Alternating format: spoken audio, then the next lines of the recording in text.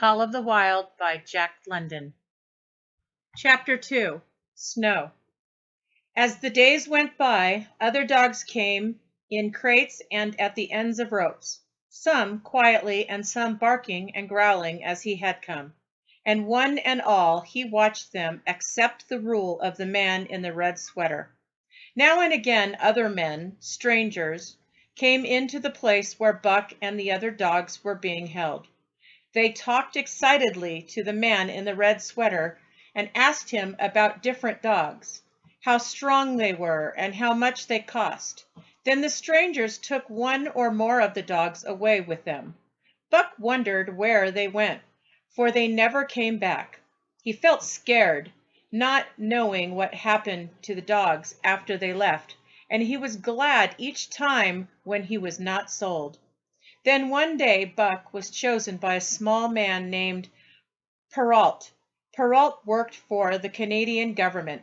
His job was to deliver mail in the Arctic North, and he knew the kind of dog he needed for the job and would pay well for it. Perrault was excited when he saw Buck, and he asked the man in the red sweater how much he would cost. 300, and that's a special price for you, Perrault, you being a good customer and all, said the man in the red sweater. Then with a smile he continued, I've been saving this one especially for you. His name is Buck, and he's a fierce one all right, just the kind of dog you need to get the job done. Perrault grinned, considering that the price of dogs had gone up so much recently because of the gold rush. It was a fair price for such a fine dog. With his long experience, Perrault knew dogs like an expert, and when he looked at Buck, he could tell that he was 1 in 1,000, or maybe 1 in 10,000, he said quietly. Buck saw Perrault give money to the man in the red sweater. Then Buck and another dog named Curly, a good-natured Newfoundland, were led away by Perrault. Curly and Buck left Seattle on a ship called the Narwhal. They were taken below by Perrault and given to a large man named Francois. These men were new to Buck, and even though he did not like them, he was able to respect them. He learned that Perrault and Francois were fair and calm, and that both men knew a great deal about how to handle dogs. Between decks on the Narwhal, Buck and Curly met 2 other dogs. One of them was a big snow-white dog. He seemed friendly, but he had a way of smiling that meant he was really thinking up some mean trick. Once he even stole from Buck's food. As Buck chased him, Francois got the food away from the dog first and gave it back to Buck. The other dog Buck and Curly met wanted to be left alone.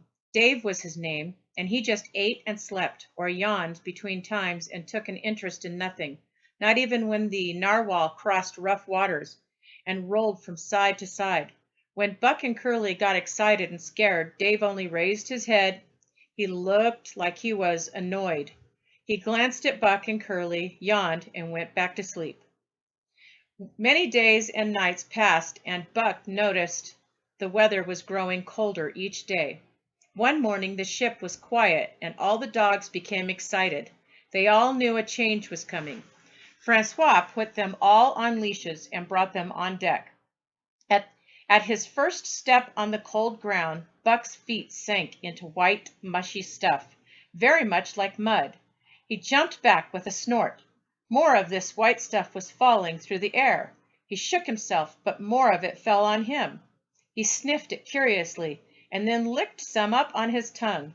It burned his tongue a little bit, and in the next instant it was gone. This puzzled him. He tried it again, with the same results. The other dogs and people who watched this laughed at him, and he felt embarrassed, but he did not know why. It was the first time he had ever seen snow. Had to master. Buck's first day on Daya Beach was a nightmare. There was a new shock and surprise every hour. He felt like he had been taken from a civilized society and thrown into a primitive world. Here there was no sun-filled lazy life like the one he had at Judge Miller's place, with nothing to do but loaf around and be bored. Here there was no peace, no rest, not a moment's safety. All around him was confusion and action, and at every moment there was danger. He had to be alert all the time. These dogs and men were not like the ones he had known in the past. These were dangerous, and the only law they knew was the law of rope and fang. He had never seen dogs fight like this, and his first experience taught him an unforgettable lesson. While they were camped near the log store, Curly, in her friendly way, approached a husky dog. He was the size of a full-grown wolf, but not half as large as she. Without warning, the husky jumped and knocked her down. It was the wolf style of fighting to jump in, strike, and jump away, but there was more to it than this. 30 or 40 huskies ran to the spot and surrounded the two dogs in a silent, threatening circle. Buck did not understand why. Curly tried to fight the other dog, but he knocked her down again. Then the other dogs closed in around her. They were barking, biting, and scaring her. This happened so suddenly and was so unexpected that Buck did not know what to do. He saw a dog named Spitz. He stick his tongue out in the strange way he had of laughing. Buck also saw Francois swinging his stick and running into the group of dogs to chase them away. 3 other men were helping him to scatter them. It did not take long, but Curly was hurt, and Francois took her away. It had not been fair, Buck thought.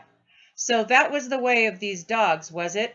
Once down, they were all over you. Well, he would see to it that he never went down. Spitz stuck his tongue out and laughed again, and from that moment Buck disliked him more than any dog or man he had ever met. Before he had recovered from the shock of seeing what had happened to Curly, Buck received another shock. Francois attached an arrangement of straps and buckles to him. It was a harness, like the ones he had seen people put on the horses at home. And the same way he had seen the horses work, so was Buck put to work, hauling Francois on a sled to the forest that was at the edge of the valley, and returning with a load of firewood. Buck did not like the work, but he was too wise to fight back. He buckled down with all his strength and did his best, even though it was all new and strange. Francois was stern with the dogs, and Spitz was their leader. He and Dave were the most experienced dogs, and they taught Buck by snapping and barking at him when he made mistakes. Buck learned quickly from the 2 dogs and Francois. Before they returned to camp, Buck knew to stop at hoe, to go again at mush, to swing wide on the bends, and to keep clear of the other dogs when the loaded sled shot downhill at their heels. 3 very good dogs, Francois told Perrault. That Buck, he pulls like mad. I'll be able to teach him quick as anything. By afternoon, Perrault, who was in a hurry to be on the trail with his mail delivery, returned with 2 more dogs, Billy and Joe. He called them 2 brothers, and both true huskies. Even though they had the same mother, the brothers were as different as night and day. Billy was good-hearted, while Joe was the opposite, sour and brooding, with a constant snarl and a mean look. Buck welcomed them. Dave ignored them, and Spitz bullied them. Billy wagged his tail at first and then ran away when he saw that Spitz was mean. But no matter how Spitz tried, Joe stood face to face with him, even though he was terrified. Joe's mane bristled, his ears laid back, and he was snarling. He looked so mean and scared that Spitz finally gave up, but to make up for it, he continued to chase Billy. By evening, Perrault added another dog to the group. This was an old husky, long, lean, and gaunt, with a battle-scarred face and a single eye. He was called Soul Leaks, which means the angry one. Like Dave, he asked nothing, gave nothing, and expected nothing. And when he marched slowly into their group, even Spitz left him alone. He had one habit that Buck was unlucky enough to discover. Soul Leaks did not like to be approached on his blind side. Buck did this by mistake, and so Leeks whirled and barked at him. Forever afterward Buck avoided his blind side, and never had any trouble with him again. It seemed as if his only ambition, like Dave's, was to be left alone.